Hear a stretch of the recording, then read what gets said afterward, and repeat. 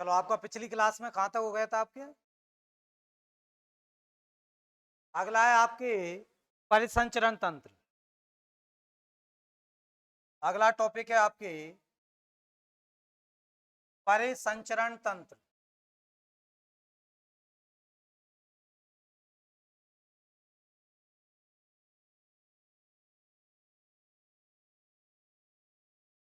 परिसंचरण तंत्र।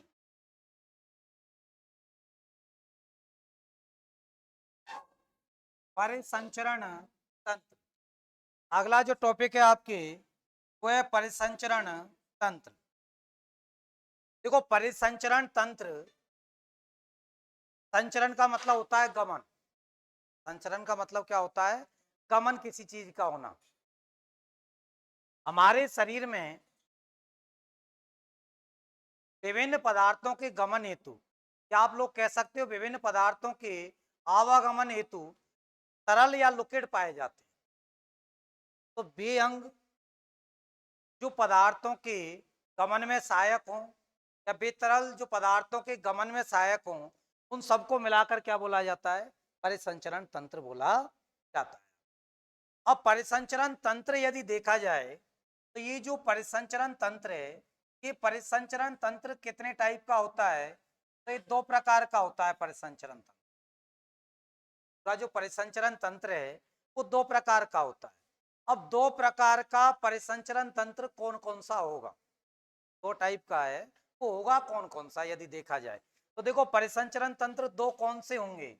एक तो होता है आपके कौन सा? खुला। एक तो कौन सा होता है आपके? खुला परिसंचरण तंत्र। एक तो होता है आपके खुला परिसंचरण तंत्र। एक तो होगा आपकी खुला परिसंचरण तंत्र, और एक होता है आपकी बंद परिसंचरण तंत्र। बंद परिसंचरण तंत्र, क्या आप लोग कह सकते हो खुले प्रकार का परिसंचरण तंत्र और बंद प्रकार का परिसंचरण तंत्र? बात है कि खुला परिसंचरण तंत्र या खुले प्रकार का परिसंचरण तंत्र और बंद प्रकार का परिसंचरण तंत्र। अब खुले प्रकार का परिसंचरण तंत्र और बंद प्रकार का परिसंचरण तंत्र, सबसे पहले इन दोनों में देखते हैं अंतर क्या है। तो पदार्थों के गमन हेतु सामान्य प्रक्रिया देखी जाए तो इस तरह से पाई जाती है आपकी कि जो हृदय है,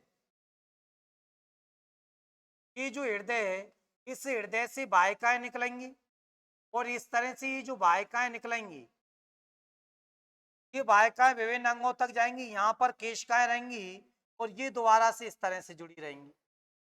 तो रक्त इस तरह से रेगुलर बहता रहता है, आप एक प्रॉपर व्यवस्था में नलिका में बहता रहता है।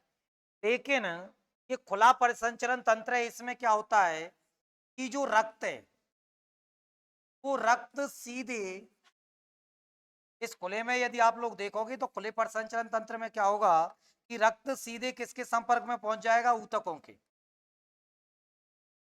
रक्त सीधे ऊतकों के संपर्क में पहुंच जाता है, ऊतकों के संपर्क में पहुंच जाता है।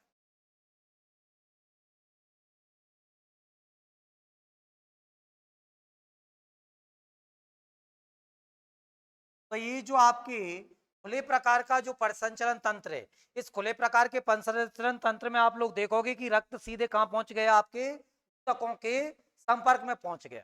अब ऊतकों के संपर्क में पहुंच जाएगा, इसका मतलब ये वाली जो रुधिर वाहिकाएं आगे चलकर आप पढ़ोगे, जो केशिकाएं होती हैं, जो धमनी और सिराओं को जोड़ने का कार्य करती हैं, ऊतकों में पहुंच करके धमनी और सिराओं को जो जोड़ती हैं वो कौन सी होती हैं? केशिकाएं होती हैं।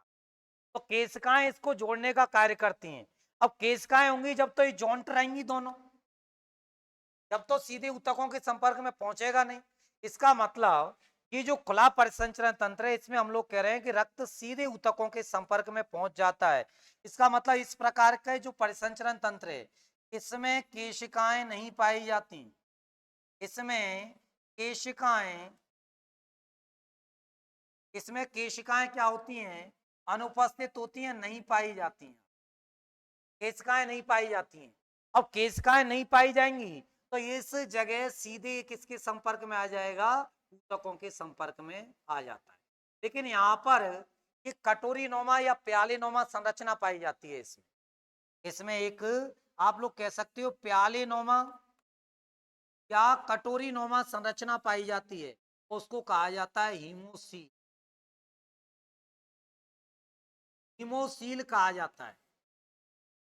तो जिनमें खुले प्रकार का प्रसंचरण तंत्र पाया जाता है उनमें रक्त सीधे किसके संपर्क में पहुंचेगा, ऊतकों के संपर्क में पहुंचेगा। और ये ऊतकों के जब संपर्क में पहुंचेगा, ऊतकों के जब संपर्क में पहुंचेगा तो इसका मतलब उसमें क्या नहीं है, केशिकाएं नहीं है। एक बंद नलिका में नहीं बह रहा है पूर्णतः, वो पूर्णतः बंद नलिकाओं में नहीं बह रहा है, वह ऊतकों के संपर्क में पहुंच रहा है, इसलिए केशिकाएं क्या है, अनुपस्थित।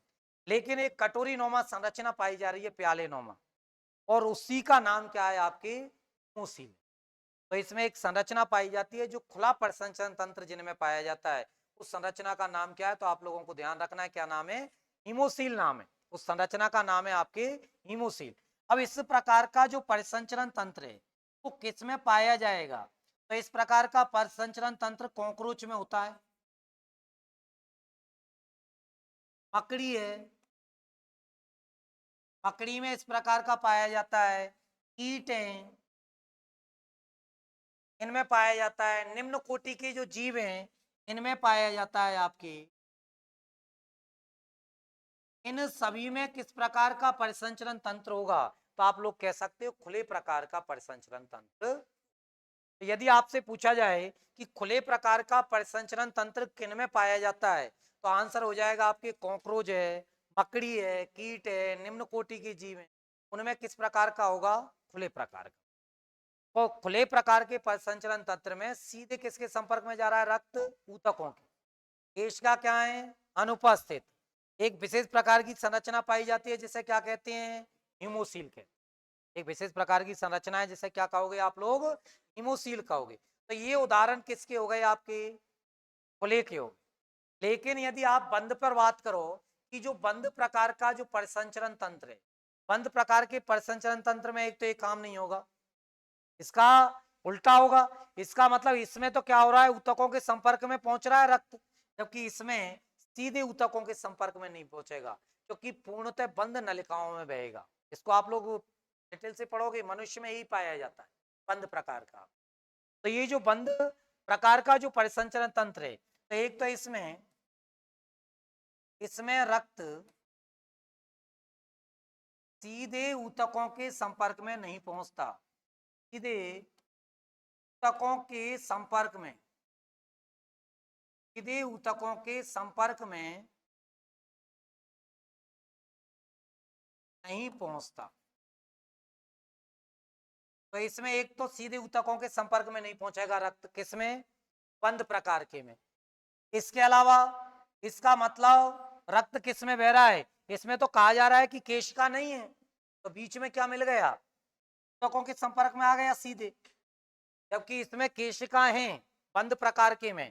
तो इसलिए आप लोग कह सकते हो कि रक्त बंद नलिकाओं में बहता है, रक्त बंद नलिकाओं में बहता है, रक्त बंद नलिकाओं में बहता है। तो इसका रक्त किस में बहेगा, आपके प्रॉपर बंद नलिकाओं में बहता है, किसमें, बंद प्रकार के परिसंचरण तंत्र में। इसके उदाहरण आप लोग कि इसके उदाहरण कौन कौन से हैं।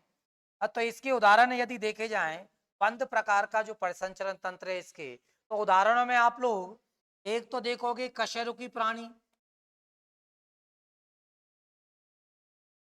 कशेरुकी प्राणी इसी में आते हैं, कुछ एकशेरुकी भी आ जाते हैं आपके इसके अंदर। लेकिन इसमें एक तो है आपके केंचुआ, तो इधर होना चाहिए लेकिन उधर है। तो एक तो आपके केंचुआ वाला कई दफे क्वेश्चन आ चुका है, तो आपको ध्यान रखना है केंचुए में किस प्रकार का परिसंचरण तंत्र है, तो बंद प्रकार का। तो बंद प्रकार का परिसंचरण तंत्र पाया जाता है किसमें, केंचुए में। जो केंचुए का एक अपवादिक है केंचुआ, तो इसलिए कई बार केंचुए के बारे में पूछ लेता है कि केंचुए में किस प्रकार का परिसंचरण तंत्र है। तो कशेरुकी प्राणियों में, केंचुए में, इनमें कैसा होगा, बंद प्रकार का परिसंचरण तंत्र पाया जाता है। तो इनमें अंतर ही हो गया आपके खुले और बंद में जो अंतर है वो ये आपकी कि खुले में तो सीधे कहाँ पहुंच जाएगा, ऊतकों के संपर्क में, जबकि इसमें सीधे कहाँ नहीं पहुंचेगा, ऊतकों के संपर्क में नहीं पहुंचेगा। दूसरा, केशिकाएं नहीं पाई जाएंगी, जबकि इसमें पूर्णतः कहाँ बहेगा, बंद नलिकाओं में। केशिकाओं में आप लोग कह सकते हो पूर्णतः किस में रहेगा, बंद नलिकाओं में रहता है। इसमें एक विशेष प्रकार की संरचना पाई जाती है हीमोसील, इसमें नहीं पाई जाती। अब बात आती है मनुष्य पर, क्योंकि मनुष्य में किस प्रकार का पाया जाता है, बंद प्रकार का परिसंचरण तंत्र किस में पाया जाता है, मनुष्य में पाया जाता है। आप लोग तो लेकिन यहाँ तक बंद प्रकार का किस में पाया जाएगा, मनुष्य में पाया जाएगा। तो इन दोनों का अंतर लिख लें आप लोग कि खुला क्या है और बंद क्या है। आप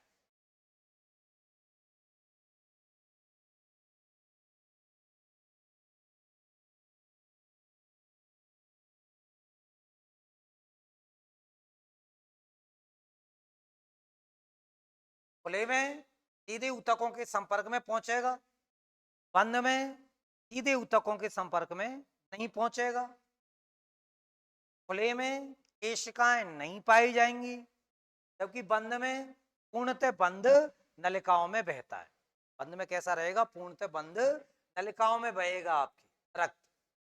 इसका मतलब केशिकाएं पाई जाएंगी, जो धमनी और सिराओं को जोड़ने का कार्य करती हैं वो कौन कर रही हैं, आपके केशिकाएं कर रही हैं, तो केशिकाएं पाई जाती हैं। इसका मतलब ये हुआ, का मतलब ये हुआ। एक आपको ये विशेष प्रकार की संरचना ध्यान रखनी है, हिमोसील के नाम से जो जानी जाती है, हिमोसील के नाम से जानी जाती है। इसका भी आप लोगों को ध्यान रखना है, क्योंकि इस तरह के कई बार क्वेश्चन पूछ लिए जाते हैं। तो इस विशेष प्रकार की संरचनाओं का क्या कहा जाता है, हिमोसील कहा जाता है। हिमोसील कहा जाता है इस विशेष प्रकार की संरचना को, एक प्यालेनुमा संरचना रहती है। इसलिए तो रक्त उच्च गति से नहीं बहता है इनमें, क्योंकि यहां से स्लो पंपिंग होती है,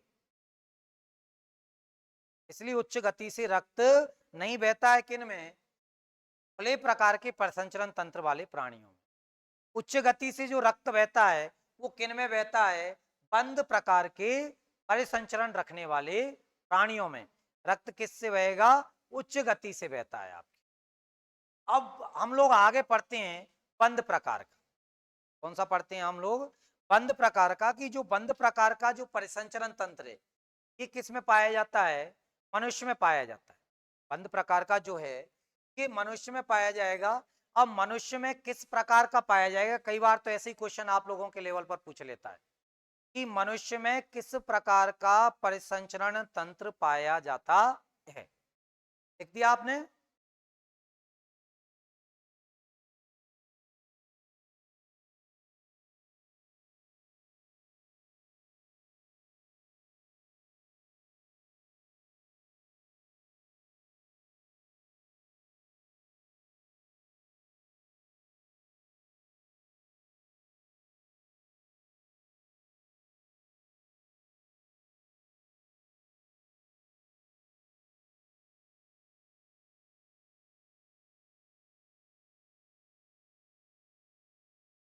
चलो अब देखें मनुष्य का, कि मनुष्य में बंद प्रकार का पाया जाएगा। तो जो मनुष्य में जो बंद प्रकार का पाया जाएगा, एक तो सीधा ऐसे ही पूछा जा सकता है आप लोगों के लेवल पर कि मनुष्य में इस प्रकार का परिसंचरण तंत्र होगा, तो आपको ध्यान रखना है दोहरा व बंद प्रकार का। एक तो क्या ध्यान रखना है, दोहरा, और एक कैसा, बंद प्रकार का।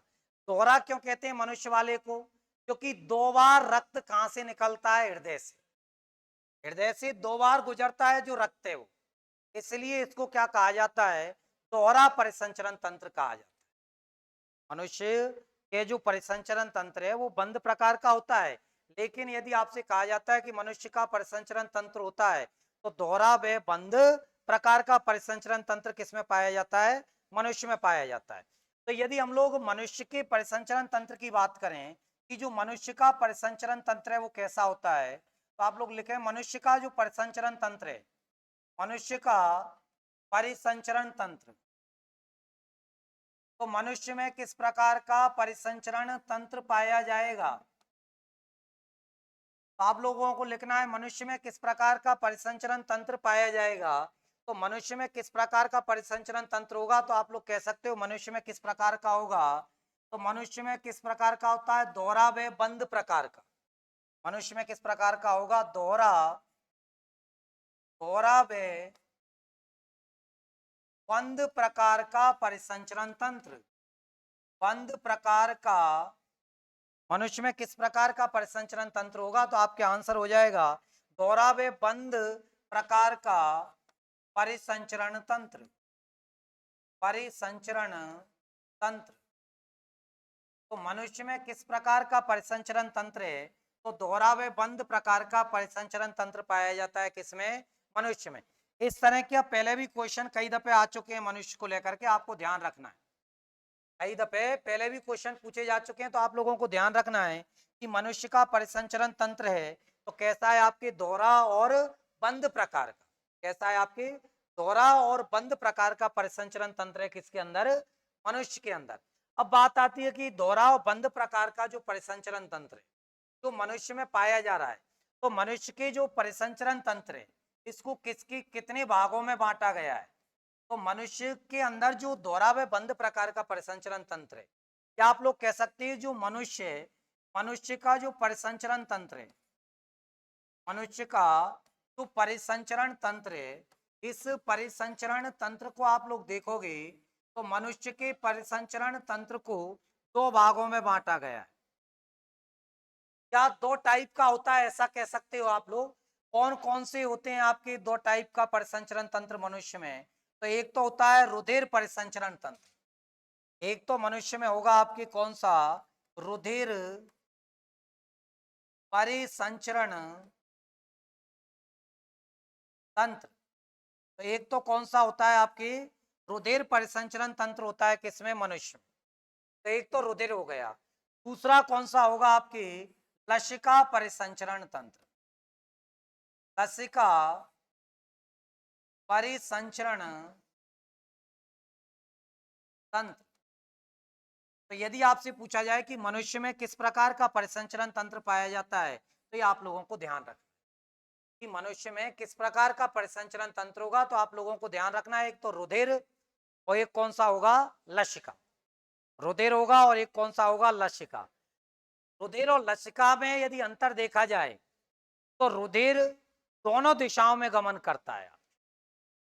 हृदय से अंगों की ओर जाता है, अंगों से वापस, लेकिन लसिका केवल एक दिशा में ही गमन करती है। तो लसिका एक दिशी होती है जबकि रुधिर कैसा होता है? दो मार्गीय दो दिशी होता है। तो ये अंतर है दोनों में। लसिका एक देशी होती है और रुधिर दो देशी होता है आपके। अब जो रुधिर परिसंचरण तंत्र है, ये जो आपके सामने है, तो रुधिर परिसंचरण तंत्र है। अब इसको यदि देखा जाए कि मनुष्य में किस प्रकार का परिसंचरण तंत्र है, तो आंसर हो जाएगा दोहरा और बंद प्रकार का। दोहरा किस लिए कह रहे हैं, अभी आप लोग डिटेल जब पढ़ोगे आगे हृदय में, जब हार्ट पढ़ोगे, हृदय पढ़ोगे इसी में, तो उसमें पढ़ोगे कि डबल बार रक्त कहां से निकल रहा है? हृदय से निकल रहा है। इसलिए आप लोगों ने इसका नाम क्या रख दिया? दोहरा परिसंचरण तंत्र कह दिया इसको दोहरा परिसंचरण तंत्र इसलिए कहा है। तो आप लोग लिखें मनुष्य में दोहरा परिसंचरण तंत्र कैसा है? बंद प्रकार का।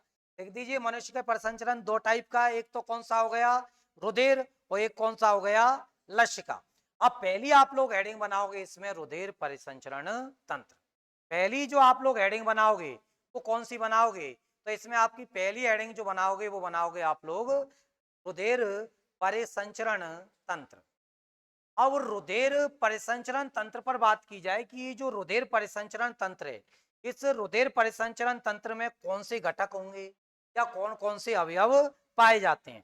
तो रुधिर परिसंचरण तंत्र पर जब आप लोग बात करोगे, रुधिर परिसंचरण तंत्र,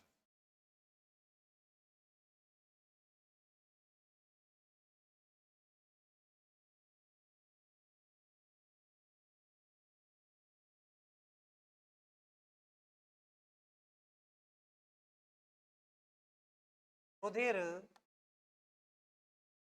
परिसंचरण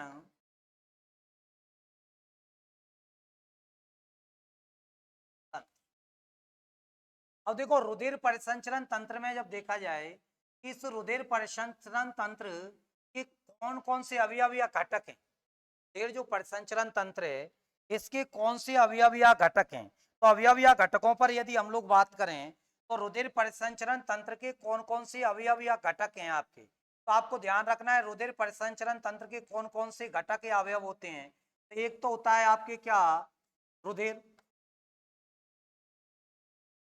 या जिसको आप लोग क्या बोलते हो, रक्त कह सकते हो। तो एक तो कौन सा घटक है, रुधिर या रक्त है, जो किसका होगा, रुधिर परिसंचरण तंत्र का। तो पहला घटक लिखें आप लोग, रुधिर। फिर उसके बाद और कौन सा घटक होगा इसमें, तो इसके अलावा इसमें घटक होगा आपके और क्या पाई जाएंगे इसके अंदर, तो एक तो हो गया आप रुधिर, एक होती हैं आपकी रुधिर वाहिकाएं, क्या पाई जाएंगी, रुधिर वाहिकाएं पाई जाएंगी। तो रुधिर वाहिकाएं होंगी आपके, रुधिर होगा, रुधिर वाहिकाएं होंगी, और इसके अलावा और क्या घटक होगा, और इसमें क्या होगा, हृदय। तो ये संरचनाएं पाई जाती हैं आपके। यदि रुधिर परिसंचरण तंत्र में देखा जाए, आपसे कहा जाए कि रुधिर जो परिसंचरण तंत्र है, इस रुधिर परिसंचरण तंत्र के कितने अवयव या घटक हैं, तो आप लोगों का आंसर होगा 3 अवयव या घटक होते हैं। अब कौन कौन से अवयव या घटक हैं रुधिर परिसंचरण तंत्र के, तो रुधिर परिसंचरण तंत्र के घटक या अवयव की आप लोग बात करोगे तो एक तो क्या हो गया, रुधिर, एक क्या हो गया आपके, रुधिर वाहिकाएं, तो एक क्या हो गया आपके, हृदय। तो 3 घटक पाए जाएंगे आपके। कुल कितने घटक होंगे, 3 घटक होंगे आपके, किसके, रुधिर परिसंचरण तंत्र के आपके। अब हम लोग देखेंगे कि रुधिर में क्या है, रुधिर वाहिकाओं में क्या है, और इसके अलावा हृदय में क्या है, मतलब इनमें कौन कौन सी चीजें हम लोगों को पढ़नी है, कौन कौन सी चीजें हम लोगों को इनके अंदर पढ़नी है, इन तीनों के अंदर, इन तीनों के अंदर कौन कौन सी चीजें पढ़नी है। तो देखो हम लोग प्रत्येक चीज पर बात करते हैं। सबसे पहले हम लोग देखते हैं कि जो रुधिर है, इस रुधिर में क्या पढ़ोगे आप लोग, तो देखो रुधिर में जब देखा जाए तो इस रुधिर में क्या होगा, तो इस रुधिर में एक तो आप लोग पढ़ोगे, 2 पार्ट पढ़ोगे, एक तो पढ़ोगे इसमें क्या, प्लाज्मा। तो एक तो लिखें कौन सा भाग पढ़ोगे इसमें, प्लाज्मा, प्लाज्मा पढ़ोगे, तो लगभग इस रक्त का कितने प्रतिशत भाग बनाएगा, 55% भाग बनाएगा इस रक्त, ये जो प्लाज्मा है। तो एक तो प्लाज्मा पढ़ोगे, एक इसमें आप लोग क्या पढ़ोगे, एक पढ़ोगे रुधिर कणिकाएं, रुधिर कणिकाएं, प्लाज्मा, और क्या पढ़ोगे आप लोग, रुधिर कणिकाएं पढ़ोगे इसके अंदर। तो रुधिर में क्या होंगी, प्लाज्मा होगी और रुधिर कणिकाएं होंगी। ये रुधिर कणिकाएं 45% भाग बनाती हैं, 45% भाग बनाती हैं रक्त का। तो रक्त के 2 घटक पढ़ोगे, एक तो आप प्लाज्मा पढ़ोगे और एक घटक कौन सा पढ़ोगे आप लोग, रुधिर कणिका पढ़ोगे। प्लाज्मा 55% भाग बना रहा है आपके, इसके अलावा लिखें आप लोग रुधिर कणिकाएं कितना बना रही हैं, 45% हिस्सा बना रही हैं। तो ये हिस्सा तो इसके द्वारा बनाया जाएगा। अब बात आती है ये जो रुधिर कणिकाएं, ये रुधिर कणिकाएं कौन कौन सी हैं, क्या आप लोग कह सकते हो कितने टाइप की होती हैं मनुष्य में, तो 3 प्रकार की हैं। ये रुधिर कणिकाएं कुल कितने प्रकार की हैं, तो 3 प्रकार की हैं। एक तो हो जाएगी आपके कौन सी, आरबीसी, एक हो जाएगी, एक पढ़ोगे आप लोग इसमें क्या, डब्ल्यूबीसी। तो आरबीसी, डब्ल्यूबीसी, और कौन सी पढ़ोगे आप लोग, आरबीसी, डब्ल्यूबीसी और प्लेटलेट्स। कौन सी पढ़ोगे आप लोग, प्लेटलेट्स। तो आरबीसी, डब्ल्यूबीसी और क्या पढ़ोगे आप लोग, प्लेटलेट्स पढ़ोगे। अब ये जो आरबीसी है, इस आरबीसी को आप लोग क्या कहते हो, रेड ब्लड कार्पल्स, लाल रुधिर कणिकाएं। क्या बोलोगे आप लोग, लाल रुधिर कणिकाएं, इसको बोला जाएगा आपके लाल रुधिर कणिकाएं, लाल रुधिर कणिकाएं, या फिर इसी को क्या कहा जाएगा, इरिथ्रोसाइट, क्या कहा जाएगा, इरिथ्रोसाइट कहा जाएगा। आरबीसी या लाल रुधिर कणिका, या इसी को क्या कहते हैं हम लोग, इरिथ्रोसाइट कहते हैं। तीनों इसी के हैं। आरबीसी, रेड ब्लड कार्पल्स कहते हैं इसको, सेल नहीं कहते। उसका भी कारण है क्योंकि कोशिकाओं में विभाजन की क्षमता होती है, जबकि इनमें विभाजन की क्षमता नहीं है आरबीसी में। तो कणिकाओं में विभाजन की क्षमता नहीं होती है, इसलिए इनको सेल नहीं कहते हैं, क्या कहते हैं? कार्पल्स, कणिका कहते हैं। क्योंकि इनमें विभाजन की क्षमता नहीं है। विभाजन का मतलब है एक आरबीसी से 2 बनना, 4 बनना, 8 बनना, ऐसे विभाजन नहीं पाया जाता है कोशिकाओं की तरह। जबकि कोशिकाओं में किसकी क्षमता होती है? विभाजन की क्षमता होती है। इसलिए आपको कहीं भी लिखा हुआ मिलता है रेड ब्लड सेल, तो वो गलत है। रेड ब्लड कार्पल्स बोलते हैं इनको, लाल रुधिर कणिका बोलते हैं, या क्या कहते हैं? इरिथ्रोसाइट कहते हैं आपकी। डब्ल्यूबीसी, क्या डब्ल्यूबीसी को आप लोग क्या कहोगे? श्वेताणु, या फिर क्या बोलोगे आप लोग? श्वेत रुधिर कणिका, श्वेत रुधिर कणिका, श्वेत रुधिर कणिका बोलोगे आप लोग। श्वेताणु या क्या बोलोगे? श्वेत रुधिर कणिका बोलोगे। प्लेटलेट्स, प्लेटलेट्स को क्या कहोगे आप लोग? प्लेटलेट्स, या इनको क्या कहते हैं? बिंबाणु, या फिर इन्हीं का नाम और दूसरा कौन सा है? हाँ? क्या है इनका दूसरा नाम और? थ्रोम्बोसाइट। क्या कहा जाता है इनको? थ्रोम्बोसाइट।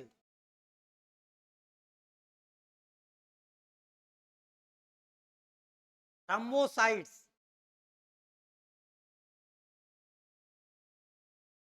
रुधिर कणिकाएं तीन टाइप की हो गई, आरबीसी, रेड ब्लड कार्पल्स या लाल रुधिर कणिकाएं, या इरिथ्रोसाइट।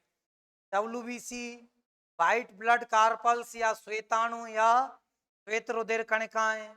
प्लेटलेट्स या बिम्बाणु, या क्या कह रहे हैं हम लोग? थ्रोम्बोसाइट्स। बिम्बाणु या प्लेटलेट्स या थ्रोम्बोसाइट कहा जा रहा है आपके। तो ये आपकी रुधिर की स्थिति है। अब आप लोग इसमें देखोगे,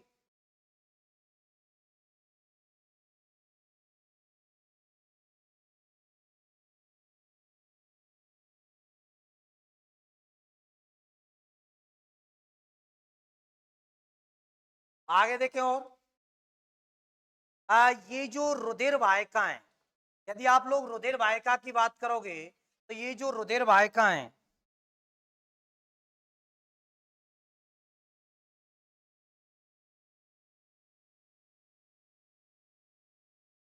ये रुधिर वाहिका।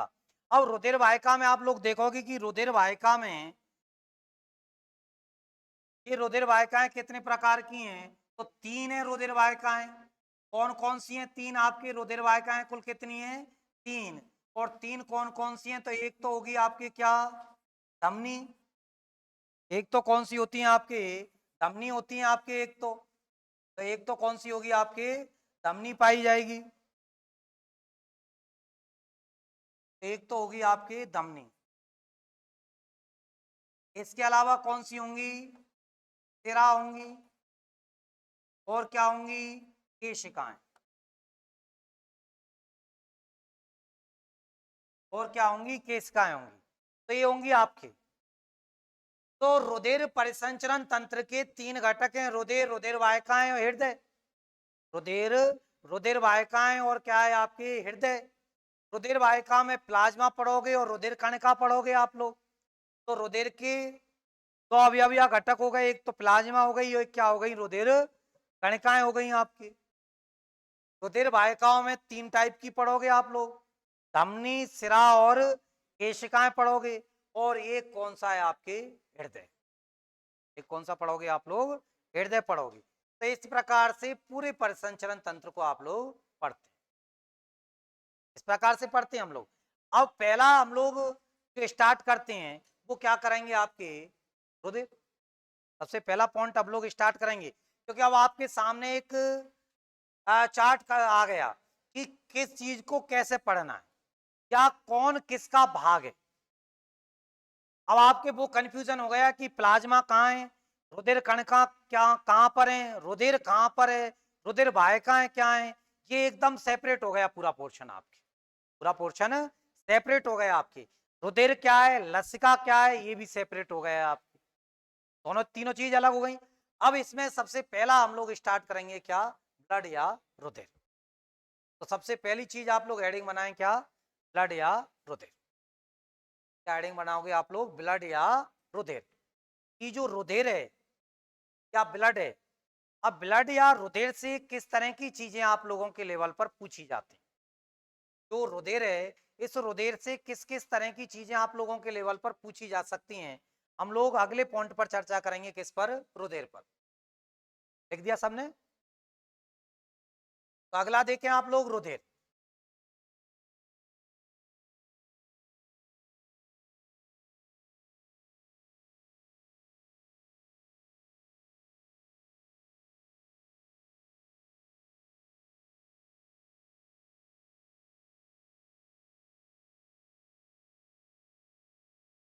रुधिर, अब देखो कुछ तो ऐसे क्वेश्चन हैं तो रेगुलर परंपरागत रूप से इस मॉडल पर आते हैं, उसी तरह से पूछे जाते हैं रेगुलर। जैसे रक्त के बारे में, ब्लड के बारे में आप लोगों से पीएच के बारे में पूछ लेता है कई बार, कि जो रक्त है या ब्लड है, इसकी रक्त की पीएच कितनी होती है। एक तो इस तरह का क्वेश्चन आप लोगों के लेवल पर पूछ लेता है कि रक्त की जो पीएच है, कि रक्त की पीएच कितनी होगी, तो कितनी होती है?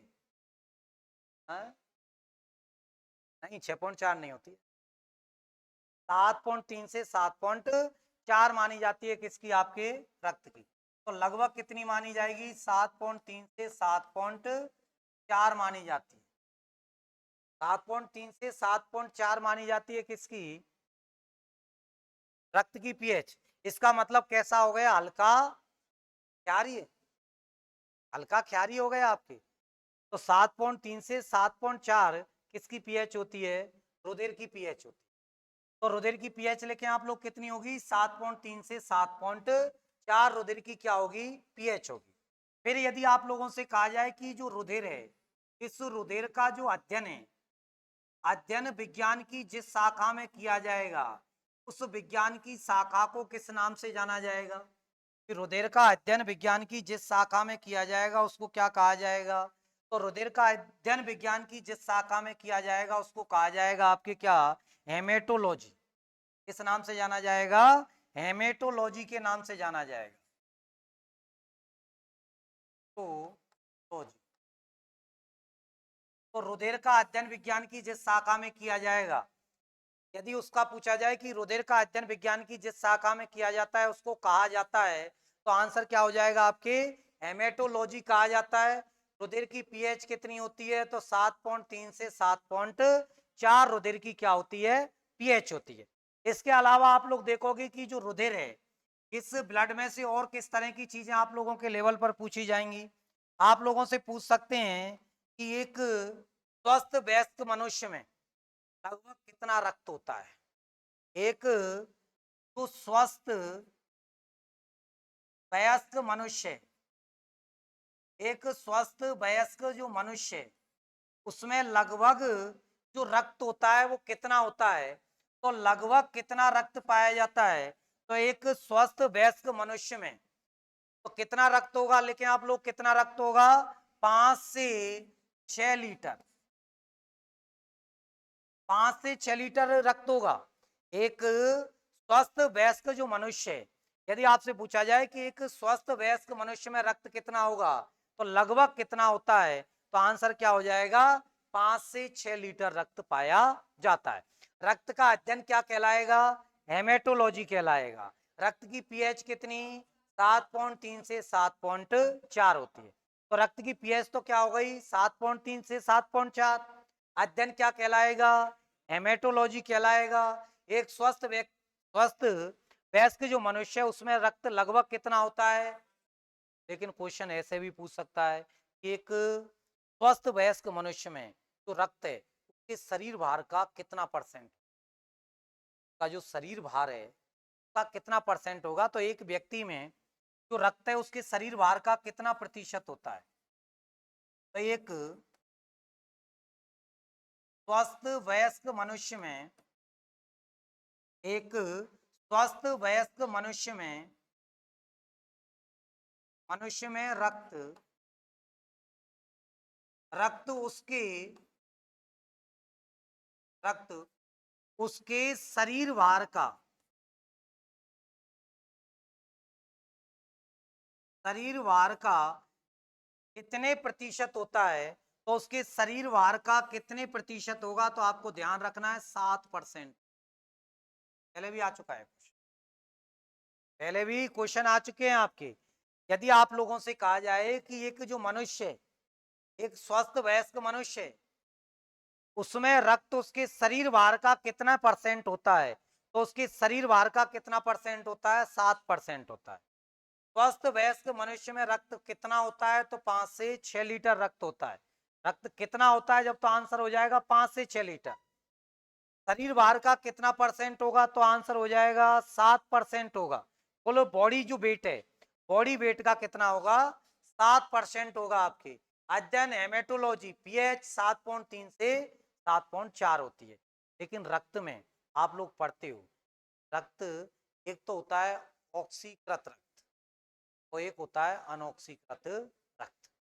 रक्त में भी आप लोग दो प्रकार टाइप पढ़ते हो, कि एक तो पढ़ते हो आप लोग कैसा, ऑक्सीकृत रक्त पढ़ते हो,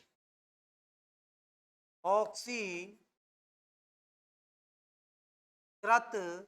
रक्त पढ़ते हो। और आप लोगों को ध्यान रखना है ऑक्सीकृत रक्त का मतलब क्या है। तो एक तो ऑक्सीकृत कहते हो आप लोग, और एक क्या कहते हो, अनऑक्सीकृत कहते हो। तो अनऑक्सीकृत रक्त और ऑक्सीकृत जो रक्त है, इन दोनों में क्या अंतर है। जो ऑक्सीकृत रक्त है और अनऑक्सीकृत रक्त है, उन दोनों में क्या अंतर है। तो ऑक्सीकृत रक्त में किसका लेवल ज्यादा होता है, ऑक्सीजन का लेवल ज्यादा होता है। और रक्त का ऑक्सीकरण कहाँ होता है, बताया तो सही आप लोगों के लिए, वायु कूपिकाओं में। या वायु कूपिका किसमें पाई जाती हैं, फेफड़ों में। वायु कूपिकाएं किसमें पाई जाती हैं, फेफड़ों में पाई जाती हैं। तो रक्त का ऑक्सीकरण कहाँ होगा, फेफड़ों में। लेकिन ध्यान रखना, रक्त का शुद्धिकरण पूछा जाए तो कहाँ होगा, किडनी में। और किडनी की संरचनात्मक और क्रियात्मक इकाई आप लोग आगे चलकर पढ़ोगे, नेफ्रॉन को कहते हैं। नेफ्रॉन को किडनी की संरचनात्मक और क्रियात्मक इकाई कहा जाता है। तो वहां पर क्षमता है, इसलिए वहां पर अशुद्धियां क्या होती हैं, पृथक होती हैं। लेकिन भूलवश कई बार ऑक्सीकृत और अनऑक्सीकृत कोई शुद्ध अशुद्ध बोल दे, जबकि दोनों प्रक्रिया अलग अलग अंगों में होती हैं। दोनों ही प्रक्रिया अलग अलग अंगों में होती हैं। ऑक्सीकरण फेफड़ों की वायु कूपिकाओं में होता है, रक्त का या गैसों का आदान प्रदान कह सकते हो आप लोग। जबकि उसका शुद्धिकरण की जो प्रक्रिया है वो कहाँ होगी, किडनी के नेफ्रॉन में होगी या किडनी में होगी। दोनों प्रक्रिया अलग अलग अंगों में होती है, तो इसका मतलब अर्थ भी दोनों का अलग अलग है, दोनों का अर्थ अलग अलग है। तो यदि आपसे कहा जाए कि ऑक्सीकृत रक्त कौन सा होगा, तो लिखें वह रक्त जिसमें, वह रक्त या ब्लड, वह रक्त या ब्लड जिसमें किसकी कौन ज्यादा हो, ऑक्सीजन ज्यादा हो और CO2 क्या हो, कम हो। तो वह कैसा रक्त होगा, ऑक्सीकृत रक्त। भाई वह रक्त जिसमें ऑक्सीजन क्या हो, उच्च लेवल पर हो, और CO2 ना के बराबर हो, वह रक्त क्या होगा, ऑक्सीकृत रक्त होगा, ऑक्सीकृत रक्त होगा।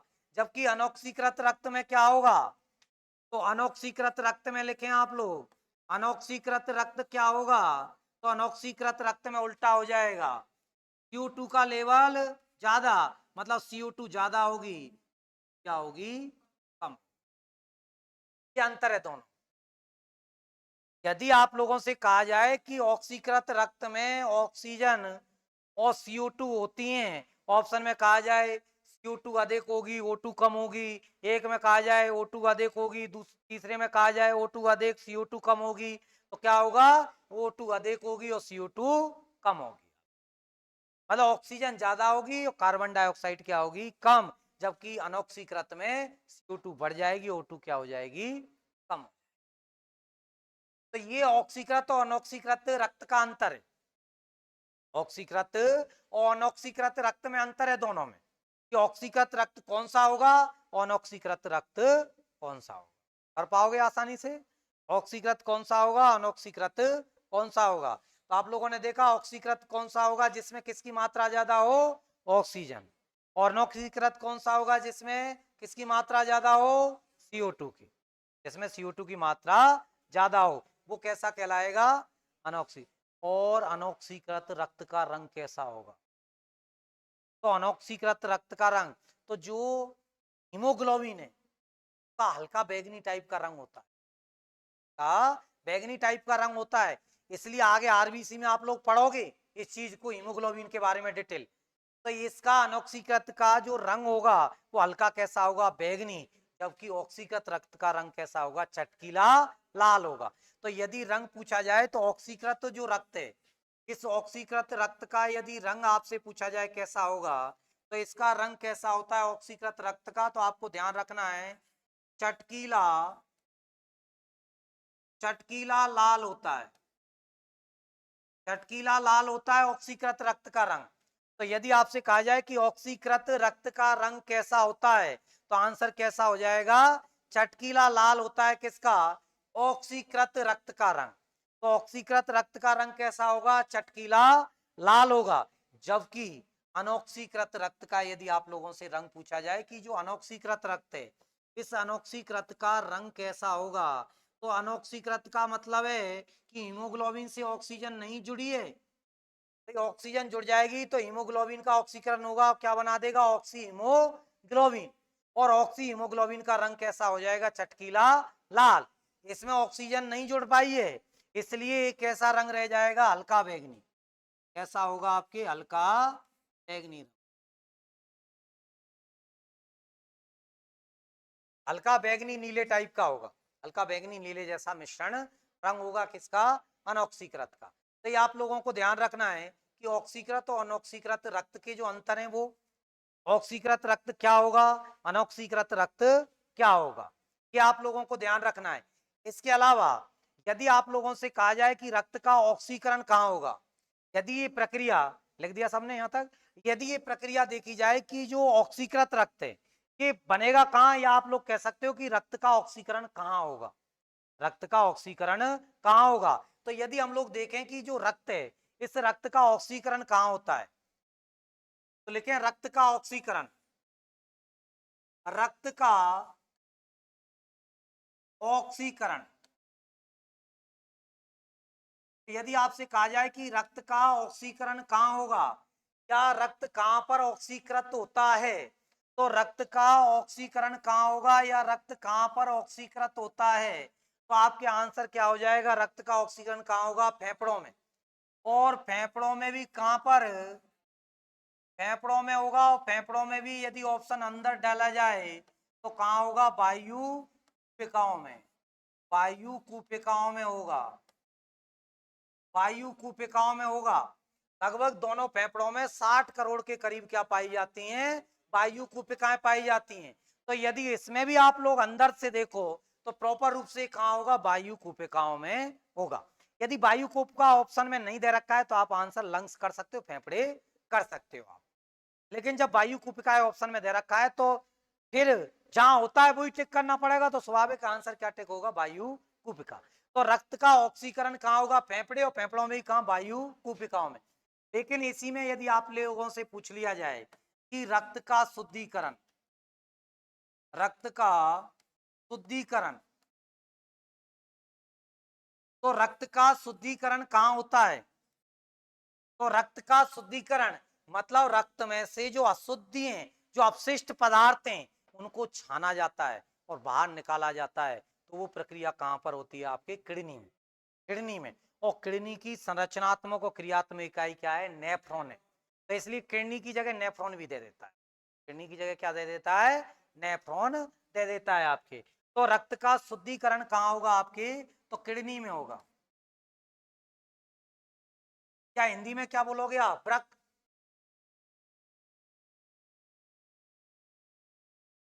मनुष्य में कितनी किडनी होती हैं? दो, दो किडनी होती हैं आपके। और किडनी की संरचनात्मक और क्रियात्मक इकाई को क्या कहते हैं? नेफ्रॉन।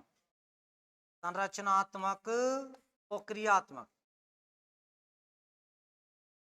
संरचनात्मक एवं क्रियात्मक।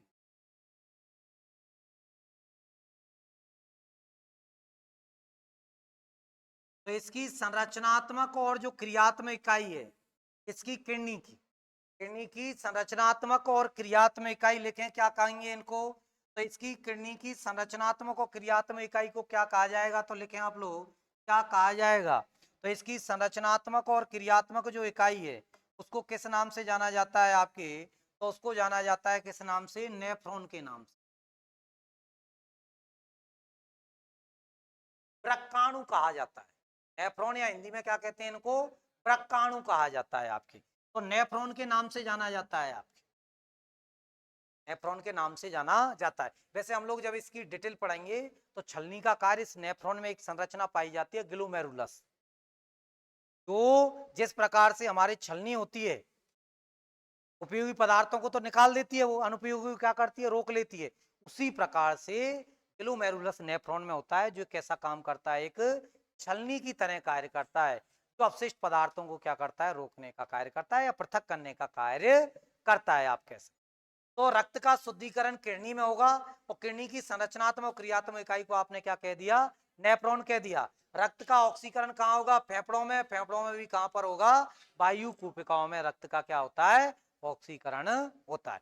तो ये आपके रक्त को लेकर विभिन्न चीजें थी, जिसमें आप लोगों ने देखा कि जो रक्त है, रुधिर है, रुधिर की पीएच 7.3 से 7.4 है, अध्ययन क्या कहलाएगा, तो हेमेटोलॉजी। स्वस्थ वयस्क मनुष्य में रक्त लगभग कितना होगा, तो 5 से 6 लीटर पाया जाएगा। एक स्वस्थ वयस्क मनुष्य में रक्त उसके भार का कितना परसेंट होता है, तो लगभग 7% भार का पाया जाता है। तो ये आपके, अब इसमें हम लोग आगे क्या पढ़ेंगे, क्योंकि ये तो रक्त के सामान्य चीजें देखी हैं, लेकिन हम लोगों ने देखा है कि रक्त के कितने भाग हैं, 2 भाग। एक तो कौन सा घटक पढ़ेंगे, प्लाज्मा, तो एक कौन सा घटक पढ़ेंगे, रुधिर कणिका। तो रक्त का कंप्लीट नहीं हुआ है रक्त, अब हम लोग कल से स्टार्ट करेंगे क्या, इसमें प्लाज्मा, फिर रुधिर कणिकाएं, इनको स्टार्ट आगे की क्लास में करेंगे। चलो धन्यवाद आप सब।